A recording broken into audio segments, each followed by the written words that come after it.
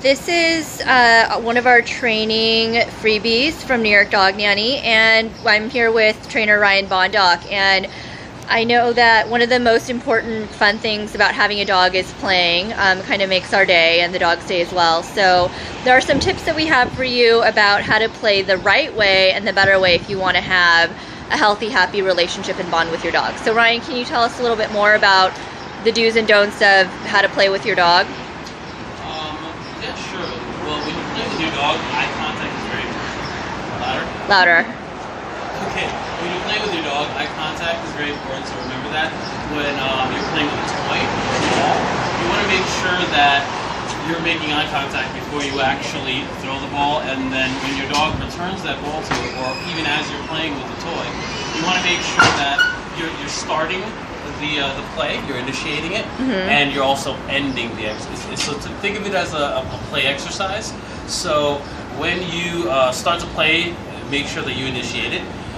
Eye contact is very important when you throw the ball or when you're presenting a toy, and you want to start and end the game. And you know, a lot of people have problems with a dog that constantly brings a toy over to you, and you're probably busy on the computer, so you grab the toy and you throw it. So basically, you're letting your dog start the game and end the game with you, and so by doing so, you know, it can become a behavior that is unwanted. So if say you have a guest over, slobbery toy on his lap every single time. So you want to make sure that when you do play, start and end it.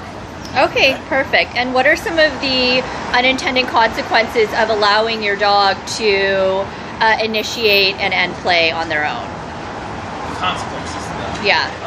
Yeah, one of the consequences, again, letting your dog start. So really they're going to manipulate you whenever they want to play by taking a toy over to you. If you don't respond to that, maybe start barking at you, trying to get your attention because you've already allowed them to start and end games with you. So if you refuse to throw the ball, that's when you can get a lot of the barking and a lot of the obsessive behavior. Also, they'll be more fixated on the toy than they are you. So instead of you being a leader at that moment and leading the exercise, they're more fixated on the toy, and you become a tool for the toy to move.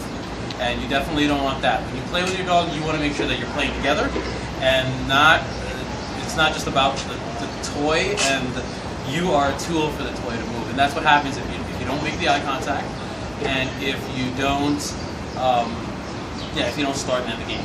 Perfect. So Ryan, the way I kind of like to look at this practice that you and this thing to try out with dogs is that because earlier I was at a client's place and I wanted to play with the dog for a little bit, and she kept looking at me in the eyes and growling, and I kind of thought maybe she might possibly nip at me, which is, you know, no biggie, but definitely a concern for the clients. And then also too, I wanted to throw the ball with her, but she was making me chase her around, which I knew to immediately call you because that didn't seem like it was right. So those are two possible human consequences, in addition to allowing your dog to slowly have the role of kind of a spoiled dog that's going to be more and more demanding. Because as we know, behaviors always escalate, but they can also improve very dramatically as well. So this is again a training tip with our trainer here at New York Dog Nanny, Ryan Bondock.